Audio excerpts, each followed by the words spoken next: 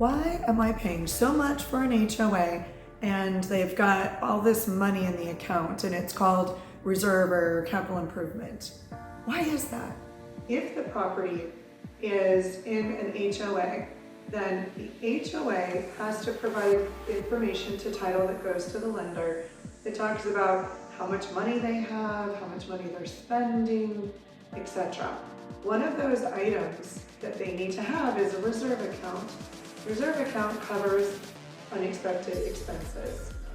There's a certain requirement for how much money needs to be in a reserve account percentage-wise. If the HOA doesn't have enough money, then you might not be able to get a loan on that property.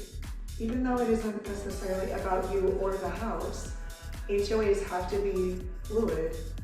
HOAs have to have enough reserve, or you can't buy the home with a loan.